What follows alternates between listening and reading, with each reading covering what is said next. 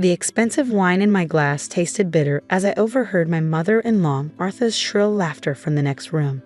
I was supposed to be in the kitchen, helping prepare dinner like the good waitress they thought I was. Instead, I was listening to them plan what they thought would be the ultimate humiliation for their son's low-class wife. "It's perfect," Martha gushed to my sister-in-law Emma. "We'll invite her to Richard's birthday dinner at La Maison d'Or. When the bill comes, we'll all act shocked that we're expected to pay for our own meals. She'll be mortified when she can't afford it." Emma's gleeful response made my blood boil. She'll probably try to pay with her waitress tips. If they only knew. La Maison d'Or wasn't just any luxury restaurant. It was the flagship location of my international restaurant empire. The simple waitress they loved to mock had built a culinary empire spanning 3 continents. But my husband Richard's family was too busy looking down their noses at me to ever question where our beautiful house and luxury cars really came from. "Are you sure about this, Mother?" Richard's uncertain voice carried through the door. Always weak-willed, always eager to please his domineering mother. "Mia's been working really hard lately." "At a diner," Martha scoffed. "Really, Richard, when will you admit that marrying that waitress was a mistake? Your father and I had such hopes for you and Victoria." "Ah yes, Victoria. The socialite they'd wanted Richard to marry instead of me. Last I heard, she was facing fraud charges for running a Ponzi scheme. My security team had compiled quite a file on her. Just think how embarrassed she'll be," Emma pressed, "having to admit she can't afford to eat at a real restaurant. Maybe it'll finally make her realize she doesn't belong in this family." I checked my phone as another message came in from my executive team. The acquisition of our latest restaurant group was complete, adding another 50 locations to our portfolio. My net worth had just increased by several $1,000,000. But to my in-laws, I was still just the waitress their precious Richard had married on a whim. "Fine," Richard finally agreed. "But be gentle about it, Mother. Mia's sensitive about money." "Oh, Richard, if you only knew how wrong you were. I wasn't sensitive about money. I was sensitive about being underestimated. About watching you let your family treat me like dirt while living off the fruits of my success." I slipped my phone back into my pocket as Martha called out, "Mia, is that dinner ready yet?" "Really, Richard, couldn't you have at least married someone who knows how to cook properly?" "Coming right up." I called back cheerfully, adding the finishing touches to the gourmet meal I prepared. Another secret they didn't know: I trained as a chef in Paris before starting my restaurant empire. The simple meals I served them were worth hundreds of dollars per plate. As I carried the perfectly plated dishes to the dining room, I thought about the file folder in my office safe. 5 years of documented insults, cruel pranks, and condescending behavior. 5 years of watching Richard fail to stand up for me. 5 years of playing the role of the humble waitress while building my empire in secret. Finally, Martha sniffed, examining her plate critically. "Though I suppose we can't expect restaurant quality from someone who just carries plates for a living." I smiled serenely as they began to eat, watching them devour every bite of my amateur cooking. "The invitation to Richard's birthday dinner next week is so kind," I said innocently. "But are you sure La Maison d'Or isn't too expensive? I know how exclusive it is." "Oh, don't worry about that," Emma smirked. "We'll all take care of ourselves. You just worry about your own plate." If they noticed how my smile widened slightly, they didn't show it. They were too busy exchanging knowing looks, probably imagining my upcoming humiliation. Later that night, as Richard slept soundly beside me, I made a phone call to Pierre, the executive chef at La Maison d'Or. "Everything is prepared for next week's special event?" "Ah oui, Madame Chen," he confirmed. "The private dining room is reserved and a special menu you designed will be perfect." Though he hesitated. "Are you sure about the prices?" "Absolutely sure," I replied, thinking of Martha's smug face.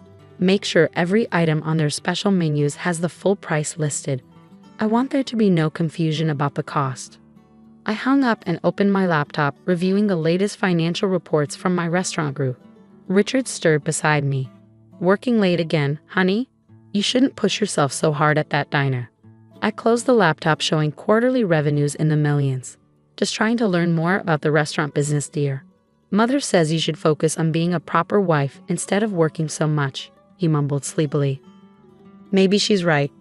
I thought about the reservations for next week, about the special menus being prepared, about the security cameras that would capture every moment of their planned humiliation. Your mother's usually right, isn't she? I replied softly. I'm sure next week's dinner will be quite educational for everyone. As Richard drifted back to sleep, I checked my email to find confirmation that the private investigator's report on Martha's secret gambling habit had arrived. My mother-in-law loved to brag about her family's old money, but I knew the truth about their dwindling fortune. Just like I knew about Emma's maxed-out credit cards and Richard's failed investment attempts that I quietly covered with his money. I'd spent 5 years playing the role they assigned me, the humble waitress who married above her station. 5 years documenting every insult, every snide remark, every attempt to humiliate me. 5 years watching Richard choose his family's cruelty over defending his wife. Next week, they'd learn what happened when you underestimate the quiet one.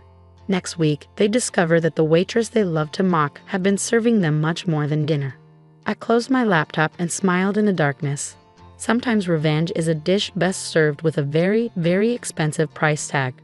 The night of Richard's birthday dinner arrived crisp and clear. I watched through La Maison d'Or's sophisticated security system as Martha and Emma arrived early, huddling with the maitre d' they thought was in on their plan.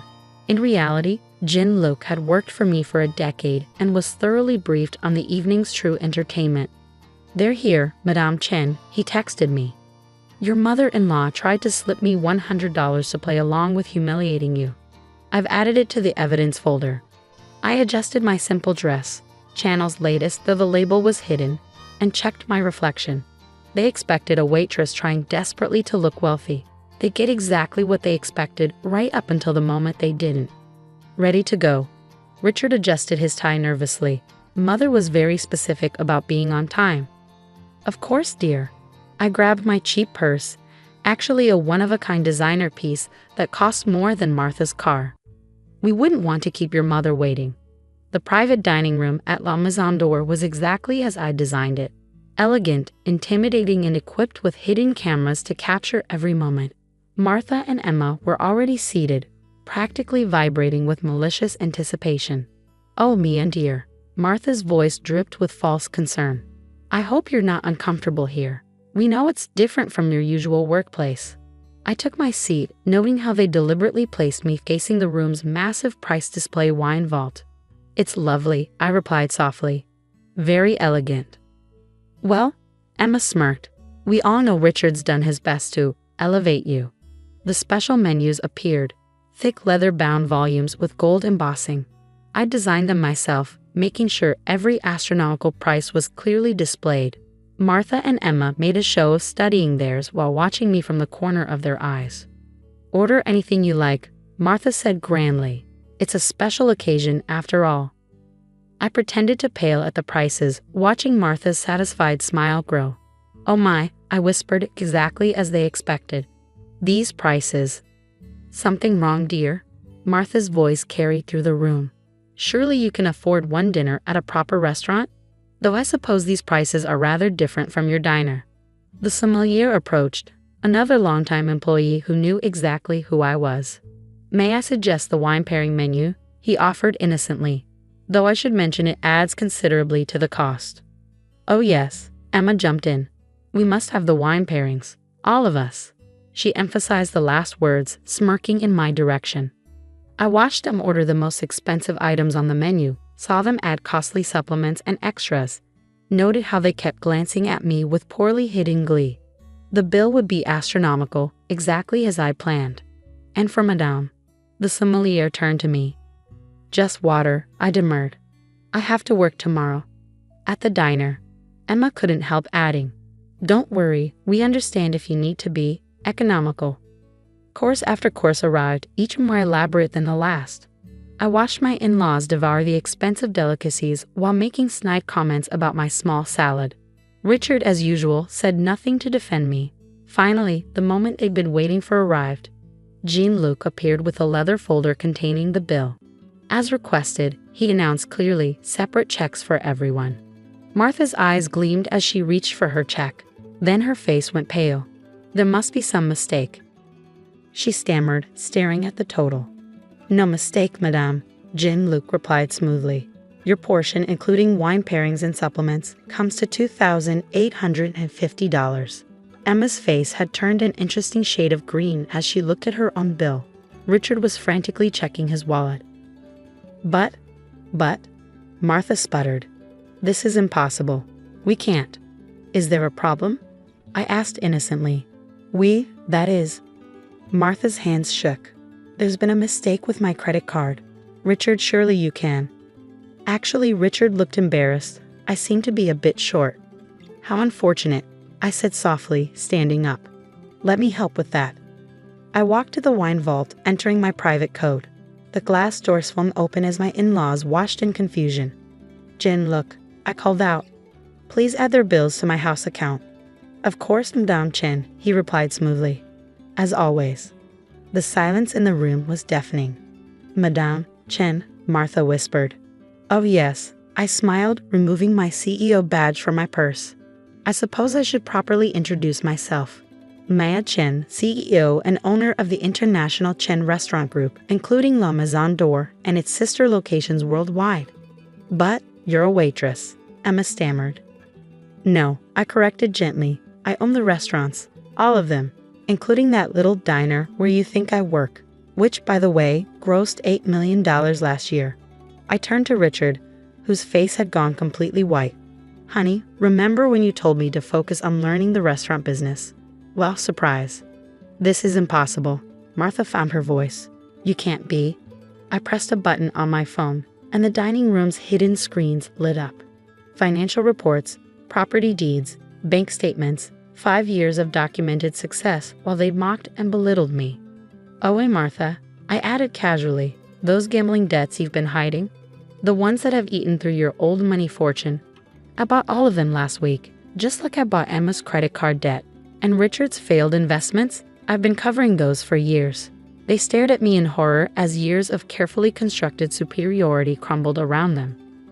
You see, I continued sipping my water. While you were all busy looking down on the waitress, I was building an empire. Every insult, every snide remark, every attempt to humiliate me, I documented all of it. Would you like to see? I nodded to Jean-Luc, who distributed thick folders to each of them. 5 years of evidence, including tonight's attempted humiliation, all carefully preserved. You planned this, Martha accused, her voice shaking. No, Martha. You planned this. I just let you do what you do best, underestimate me.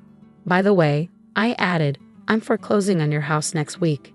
Those gambling debts, you know, and Emma, your credit cards have been canceled. As for you, Richard, my husband looked up from the financial documents with tears in his eyes. Mia, I had no idea. That's the problem. I cut him off. You never bothered to ask. Too busy letting your mother run our marriage.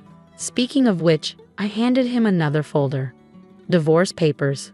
Don't worry about the prenup. I never needed your money. I had my own. You can't do this. Martha tried one last time. We're family. No, I corrected her. You made it very clear I was never family. I was just the waitress who didn't belong. Well, now you're the ones who don't belong. Security will escort you out.